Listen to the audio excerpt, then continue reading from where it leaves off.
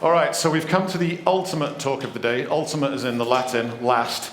We'll see if it's the ultimate. But this means that we're at the time where three important things are about to happen. One is, I'm T-minus 3 hours from Guns N' Roses. Yes. Second is, you are T-minus 40 minutes from a beer in the garden with everyone who's been here today. But unfortunately, it also means that this is the last talk of the day. I hope you've had a lot of fun. A quick note before if we go into this last one. You are, of course, welcome to come and join us in the garden. There's a whole bar out there, and we're hoping you're going to hang out for a little while until the venue closes at 7 p.m. If you are going to leave, go past the booth over on the left there and pick up your sponsor swag bags. There's all sorts of cool stuff in there. There's a tote bag. I'm into totes. You might not be. If you're not, it's just a good way to carry all the stuff home. Are we ready? Okay. Huge round of applause for Miles, please.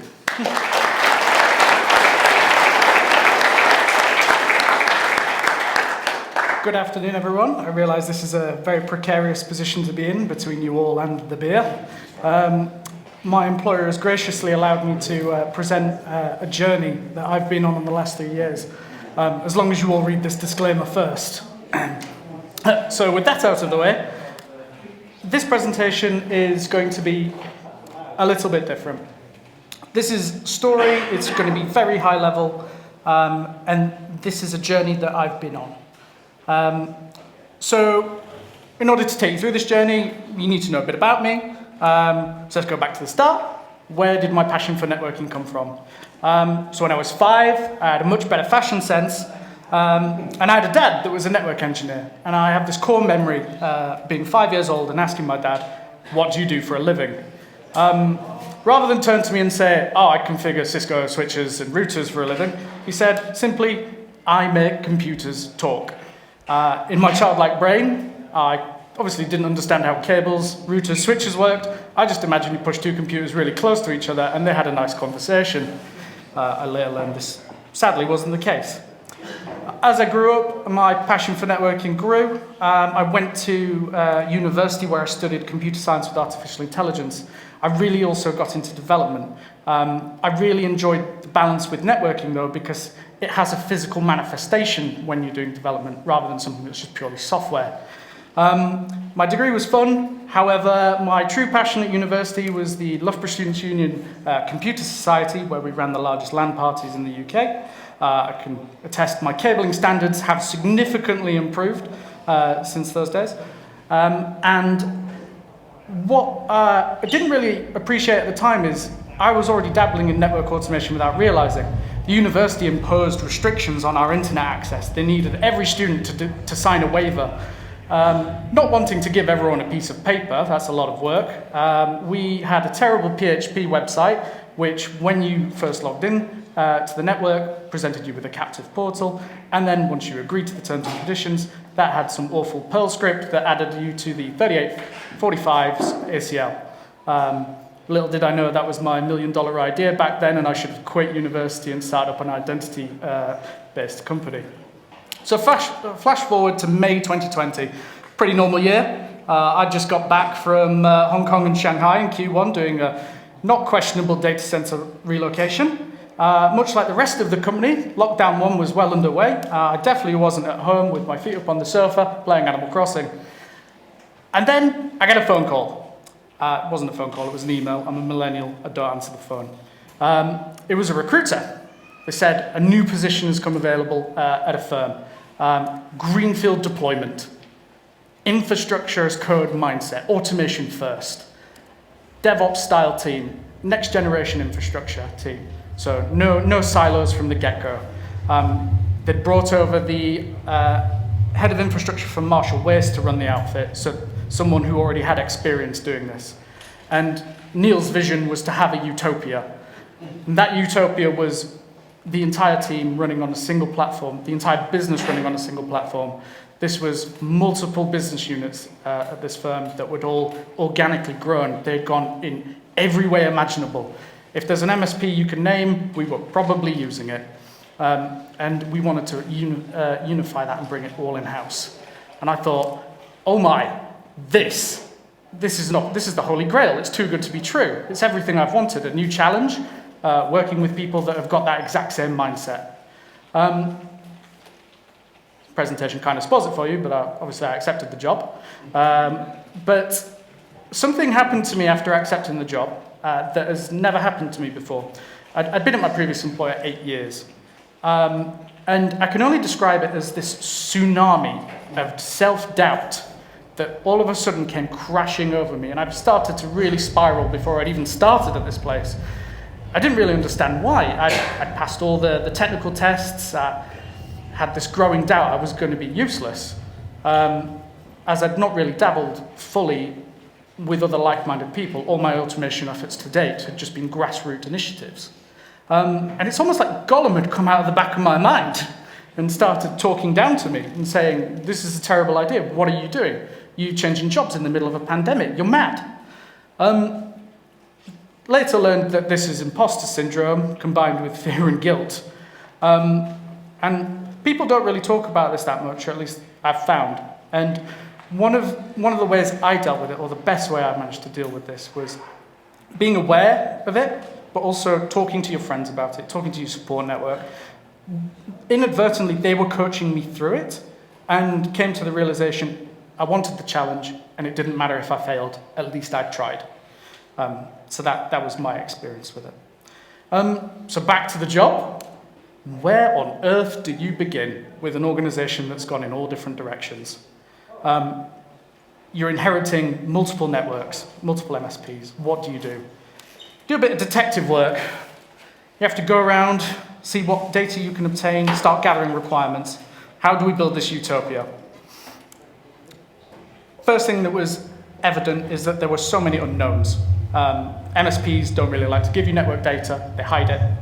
It's generally not accessible, so that makes it a bit harder to build a picture. But what was obvious from the outset was we needed a multi-tenant architecture.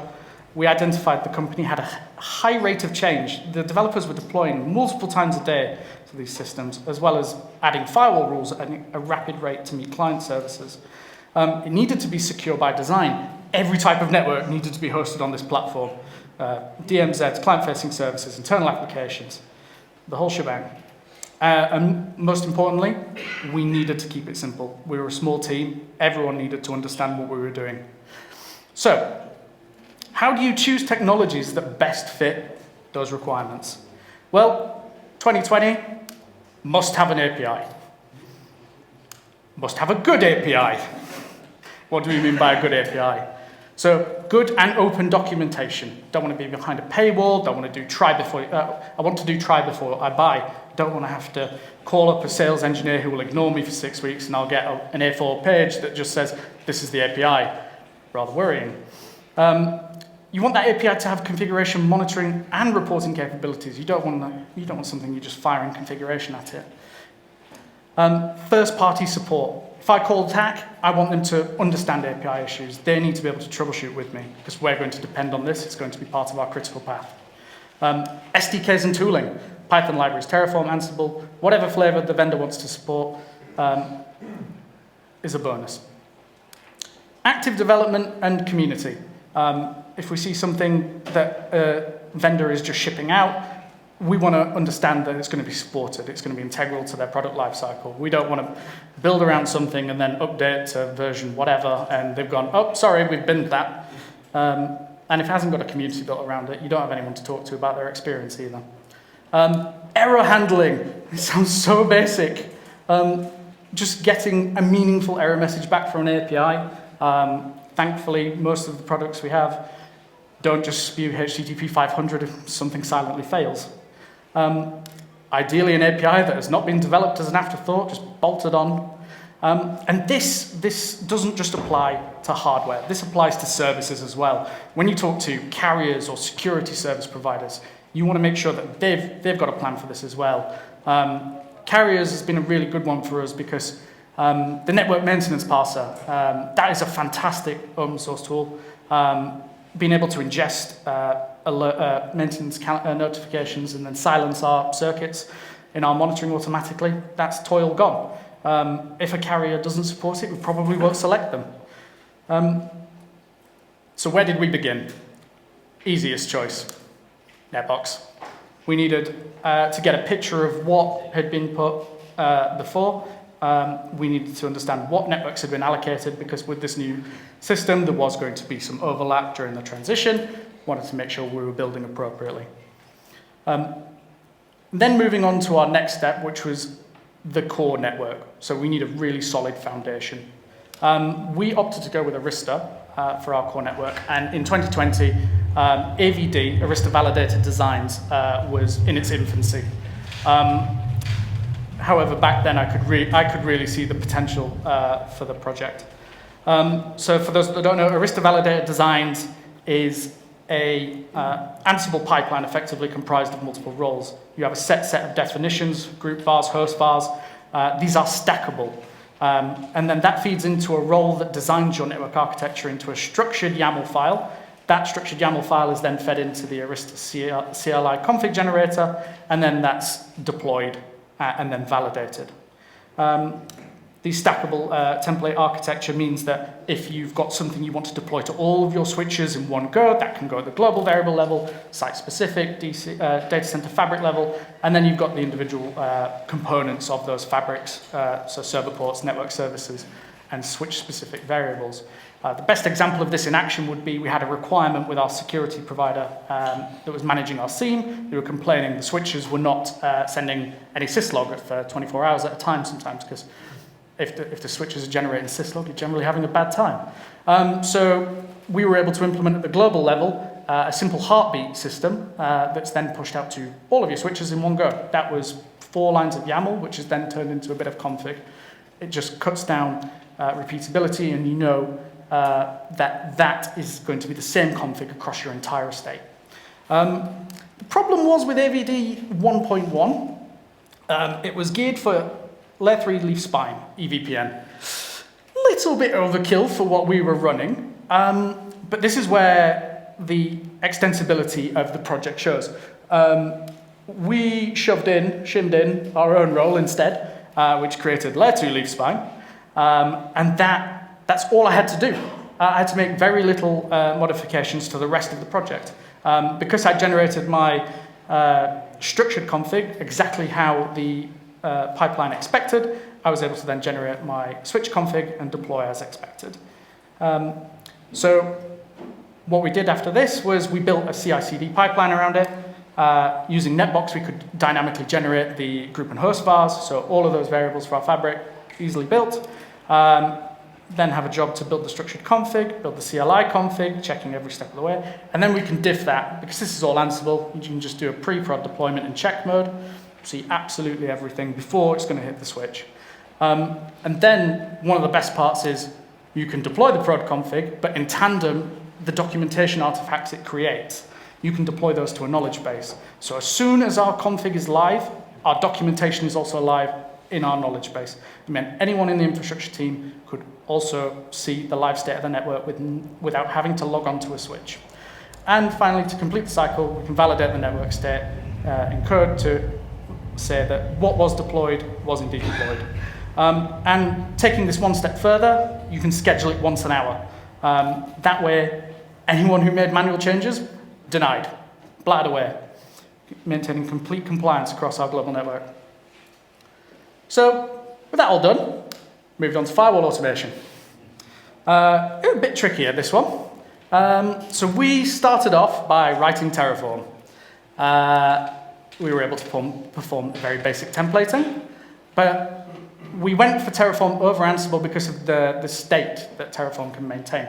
If you do something in Ansible and deploy a rule, you also have to tell Ansible when you delete a rule. If you remove a rule from a Terraform file, Terraform goes, oh, you've deleted that rule, I'll go delete it. So for us, it fit better with our philosophy. Rules audited in Git, again, deployment and changes all approved via merge request. Nice and easy, keeps auditors happy. So, very quickly, this didn't go very well. The rate of change within the company was so high, we just weren't able to keep up. It almost became a full-time job writing Terraform for firewalls. I do not recommend it. So we quickly pivoted and we said, right, in the bin, let's think of a new thing. So we went back to the drawing board and said, all right, we need a centralized firewall management tool, and it also needs to be our source of truth. We went build over buy because there was nothing really on the market for our particular firewall vendor that fit the bill. The team was proficient in Python. Pete this morning talking about bus factor definitely plays a part. You don't want to be writing something in a language that the rest of the team can't support. Django framework made sense, and it was inspired by Palo Alto's Panorama, which we'll come on to a bit later. So, having never written any Django before, I went and did my research, which was going to the NTC and NetDev Slack groups, posting in Django and saying, hi, how do I write Django? Which I think Jeremy replied, and it was unanimous across the board, which was, you need to get 2 scoops of Django and a wedge of Django, which was fantastic honeymoon reading material. But these resources were great. They were really good for getting a foundation in how to program with the Django framework. However, the biggest resource I used was actually, I often found myself asking one very important question. What would Jeremy do? So I spent hours, countless hours, scrolling through the NetBox source code. It is an amazing reference manual. If you want to understand how to do anything with IP addresses, just go to NetBox. Jeremy's probably done it, or someone on the project has done it. For me, it was invaluable. So out of that labor of love, we created our internal application called Forge. That was a source of truth for firewall management. It contained interface and zone configuration, security context, firewall policies, VIPs, NATs, device grouping, and hierarchical firewall rule management, which is what was inspired by Palo Alto's Panorama. So just to have a quick recap of that, similar to the stackable templates in AVD, if you have a device tree with all your firewalls being at the lowest level, you can then group them based on, in this example, locality and then function, and then global at the top. Want to deploy a rule to just your London Heathrow firewall? Just down there. You want to deploy it to your branch offices, Sheffield and Luton? You do it at the branch offices there. That's one rule in one place for 2 firewalls. Offices, then everything below is inherited. Same for data centers. This just means you have a single layer where you can apply a firewall rule and it's programmatically deployed to everything below it. So how does this look? Similar to our AVD pipeline, we created a new wrapper. Everything we needed was stored in the Django DB. So we built an application on side that's called Forge Builder. That pulls a snapshot of everything from Forge and builds the firewall config. And again, inspired by AVD, it ran it through Ginger templates to build Terraform. So now we were procedurally creating Terraform. Again, all audited, all controlled via merge requests. And then that was deployed to the appropriate firewalls that had changed. Now, that was good, but even with Forge, we were still too slow to deploy rules. The developers didn't like Forge. It was opaque. They wanted to see, own, and manage their rule sets. There was no easy way to track rule requests. They were coming in through Jira, Slack, verbally, who requested them, when, where, what, why. Just manually searching ticket DBs was not an effective use of our time. We could still get deployments wrong with Forge. Forge was very powerful, but if you forgot where to place a rule, then you would have to go back, double up on your work, fault find. It often made the process a bit longer. So we asked the question, how do you compute all of the firewall rules necessary? So this is maybe what you see with a network. A bunch of nodes, it's a graph, and it can be modeled. If you have a source and destination, you probably know the path to get there. What most people see is a blob. They don't care. They go, I just want to get to my destination. The packet goes in, the packet comes out, can't explain it. But there is 3 bits of information that are true of every user request, which is the source, the destination, and the service required. Because we built Forge, which is our firewall source of truth, because we have NetBox as well, and the live state of the network, we can programmatically compute a path through our network where we expect the flow to go, and then we can build the appropriate firewalls based on that model. Now, this bit of tooling we were working on, I made a mistake. It was a product. It was not tooling. But self-service is for the users. I hadn't included the developers in any of my work up to this point. And it came to a head because we've got buy-in from the whole company effectively for this project, the CTO said to the developers, this is coming, you need to be ready. The developers started panicking because they hadn't been informed. I hadn't communicated anything.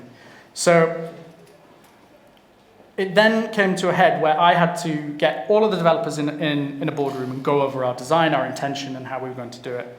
And it became a bit, it wasn't, I wouldn't say defensive, it was very collaborative. They just wanted to know. And it kind of dawned on me in that meeting, I wasn't being treated as a lesser for the first time. I was being treated as a peer. They wanted to work with me. They wanted to help. They wanted to improve whatever it is I was doing, because ultimately they were going to be the ones using it, which is exactly what we did. I worked together with a bunch of developers across business units, and what came out of that was BUG, which stands for Business Unit Generated Firewall Rules. It's model-driven computation of the firewall rules required within our network. There is two options. There is the GUI and an API for end users, because not everyone was a developer who would end up using this, so we had to provide a nice, easy interface. Business unit rules are then protected on a per environment basis, so they can have their prod rules and their dev rules, and they're completely separate and can't be touched, protecting those environments. It's just for firewall policies. We're putting some cool features where if, for example, a business unit tried to connect a production environment to a dev environment, it would immediately flag that up saying, that's unsanctioned, please don't try connect prod to dev. And one of the features I never would have thought to implement was something called no-op processing, where one of the developers was very keen on having his own source of truth for his connectivity. He wanted to build he's got his own database of all the connectivity of his application. He wanted to feed it all into Bug and have Bug tell him that it was confirmed to not be needed, so that he had peace of mind knowing that actually this is an internal piece of connectivity that doesn't cross the firewall, it's a no-op, confirmed. So how does this architecture look? So much like before, we built an application on side. That is called the bug loader. The bug loader pulls the information from Forge, because that's our firewall source of truth. BugDB, which is all of the policies that end users define, and NetBox, because that contains all of the network information. So at this point, you may ask, why on earth is this separate to Forge? Why is this not just relationally connected in Django? Well, we discussed this at length, and we decided, well, what happens if the network model changes? What happens if you all of a sudden decide, actually, no, we need to change our multi-tenancy architecture for whatever reason? Well, then you've got a load of database relations that you're going to have to unpick, which sounds like hell on earth. So we avoided that, and that's why the bug loader abstracts the config and instead creates its own Terraform. We wrote our own Terraform provider because the Django app is all it's aligned with NetBox, which uses the open API. We're able to use Go Swagger to generate a Terraform provider with a few tweaks here and there. This is then pushed into Forge and just bolts onto our existing firewall deployment pipeline, at which point we've got two releases where we can catch any problems before they occur. To date, we have over 1,400 bug policies. So that uptake across the business has been fantastic. And in turn, because one bug policy can be up to, I can't remember how many Forge policies, but at the minute it's over 1,800. And that's cut down on a lot of toil and able to provide the rate of change required for the business. So are we at the utopia? Absolutely not. We're on our way. There's still a lot of work to do, which is why I love network automation, because it doesn't end. You can think of other projects, other tasks, other add-ons for what you've done. One of the things I'd really like to tackle is a risk engine for this sort of for the bug project. In that, if we say a business unit is requesting its own rule within its own business unit environment, and it's one server, one destination, one port, that's probably a risk score of 1. We can probably allow that. So doing things like that, that's moving more into like policy-based infrastructure as code. And then also tagging, so abstracting further. So currently this is all mapped server to destination. That's not really going to fly in an immutable infrastructure when you're rebuilding servers. We want to take that one step further. So big lessons learned. Involve people earlier in self-service projects. They like to be told. They want to be involved. Break projects down into their smallest feasible task. The bug loader was probably one of the hardest projects I worked on. Modeling computing firewall rules within a network is not easy, and often I stared at VS Code for hours on end going, what on earth do I do next? Don't get hung up on optimizations hindering progress. If you're 80% of the way there and it's meeting all the requirements, probably have a look at, shelve it and come back to it later. Perfect is the enemy of good. We were very lucky in that we were able to template all our sites identically. I appreciate this is not a one-size-fits-all. This is a very unique situation to be in. Never managed firewall rules via Terraform manually. So when you shift left an infrastructure process, it can end up causing you a lot more work than you originally anticipated if you didn't wrap a proper process around it to begin with. When we launched Bug to the Business, it was great. Users were requesting firewall rules. What we didn't foresee is that we ended up with a bit of a Finding Nemo Seagulls moment where everyone would be popping up in Slack saying, can you deploy? Deploy!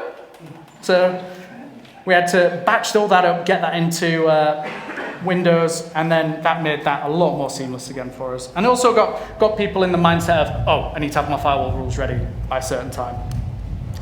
Don't ignore your technical debt for too long. We only just recently got off AVD 1.1 and moved to 4.1. We've missed out on a lot of great features along the way and probably caused us a lot more headaches. So you have to look back as well as look forward. And architect Terraform state correctly from the start.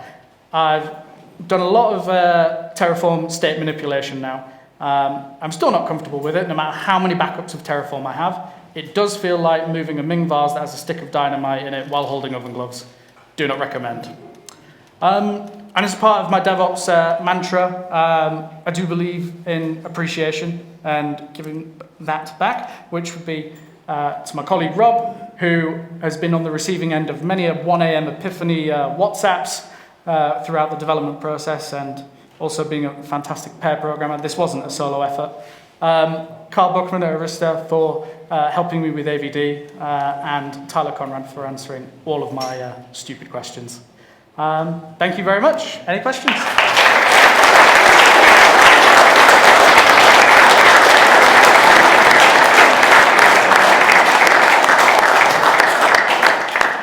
Any questions? I see one in the back. Adam? Hey, really good talk. How does your release pipeline work? Do you just do all of them at the same time? Yeah. Okay. So what happens is we have 2 release windows a day. Every business unit is grouped by environment. We can see that merge request individually. We review it all, make sure they're not trying to sneak in like 10,000 ports or something absurd. Merge all that in, and that then goes currently into the master release. We'll go into a master release cycle. Any more questions? Yeah, here on the right. Hey, in the part of the forge that was going, basically analyzing the network, I didn't quite understand why is that needed, where you basically unpack on every single path before it gets to the firewall. Can you unpack on that one? Why is that needed, actually? Which slide was this, sorry? I'm not really sure. It's the one where you show the path through the network. Yeah. And that the forge needs to know what is, this one. Yeah, because you may have many firewalls along your model as to knowing where you need to build particular firewall rules. For example, this example probably fails to accurately illustrate. Each one of these nodes is a layer 3 inspected boundary at this point. So having to know this is just an example. Also, these are like different silos that you need to go through and different files. Oh, okay. So just an example, this could be a user sat in America that crossing from one data center in the US to another, transiting across, and this is just all passing through each data center firewall. It all depends on your architecture. This is just a made-up diagram. Thank you. Anybody else? Yeah, I see one here. As you know from the research that you've done, there's not really an open source firewall rule management tool out there at the moment. and with Jeremy's mantra, what would Jeremy do? How generic and proprietary is this sort of tool? Would there be any appetite to? So I've asked the question. Given the type of organization I work for, it's not probably going to happen, but I'm trying. It is quite proprietary at the moment, but there is no reason why the underlying philosophy can't be adapted. One of the dreams, if I had the time, would be to convert this to be firewall agnostic.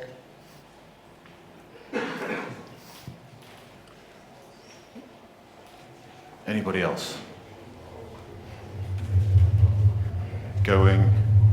Gone. Let's have another round of applause.